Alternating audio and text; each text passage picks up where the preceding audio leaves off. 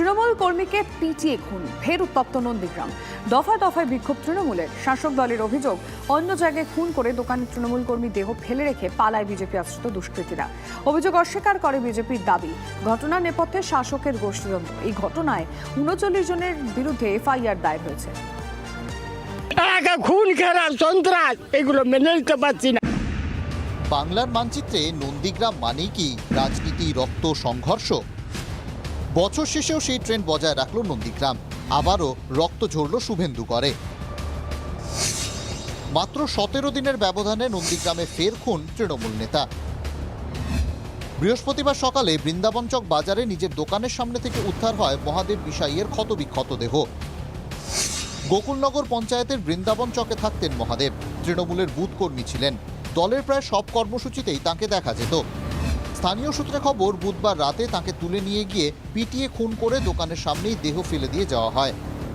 আমার উপরে ভোটের আগের দিন ওসব আচরণ করেছে শুভেন্দু অধিকারী বাহিনী, বিশালভাবে আক্রমণ করেছে শুভেন্দু অধিকারী বাহিনী, বিশালভাবে বলার যোগ্য নয় ভাই।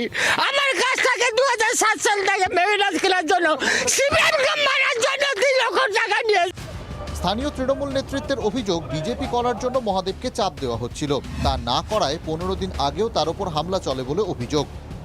স্থানীয় মানুষজন এবং পরিবারের লোকজন তারা বলছেন যে দীর্ঘদিন ধরে এখানে বিজেপি নেতৃত্বর বেশ কিছু নেতৃত্ব তারা কিন্তু এখানেই ব্যবসা বা দোকান করার জন্য 2 লক্ষ টাকা দাবি করেছিলেন। আর এই 2 লক্ষ টাকা না দিতে পারায় রীতিমতো তার উপরে রাজনৈতিকভাবে মারধর করা হচ্ছিল, বারবার তাকে হুমকি দেওয়া হচ্ছিল, এমনটাই অভিযোগ। এই মহাদেব বিষয়কে বলছে 2 লক্ষ টাকা দাও, মানে তুমি যেহেতু তৃণমূল কংগ্রেস কর্মীটা করো তোমাকে এই টাকাটা দিতে হবে।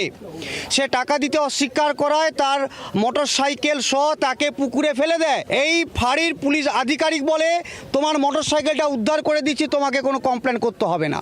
যেহেতু এখানে শুভেন্দু অধিকারীর বিধানসভা, এই নন্দীগ্রামের প্রশাসনের একাংশ শুভেন্দু অধিকারীর সুটকেসের কাছে বিক্রি হয়ে গেছে। অভিযুক্তদের দ্রুত গ্রেফতারের দাবিতে রাস্তা অবরোধ করে দফায় দফায় বিক্ষোভ দেখায় তৃণমূল। পুলিশ দেহ উদ্ধারে এলে তাদেরও বাধা দেওয়া হয়।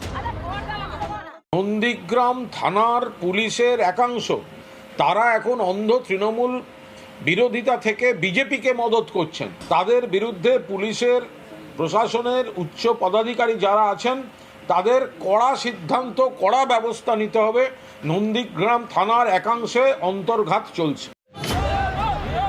তৃণমূলের অভিযোগ উড়িয়ে বিজেপির দাবি, পুলিশ ঠিকমতো তদন্ত করলেই আসল সত্য জানা যাবে। ভালো করে খোঁজ নিলে দেখবেন তৃণমূল মরেছে তৃণমূলেরই হাতে। গত পঞ্চায়েত নির্বাচনে সবচেয়ে বেশি রাজনৈতিক খুন হয়েছে, রাজনৈতিক কর্মী খুন হয়েছে তৃণমূলের, এবং সবকটাই তৃণমূলের হাতে। যে নন্দীগ্রামে বলছেন নাকি বিজেপি তৃণমূলকে পিটিয়ে খুন করেছে, সেই নন্দীগ্রামে গত সপ্তাহের খবর আপনারা জানেন। ওখানকার কোঅপারেটিভ ব্যাংক, সমবায় ব্যাংক, বিজেপি এবং তৃণমূল একসঙ্গে জোট করে বামপন্থীদেরকে হারিয়ে সমবায় দখল করেছে।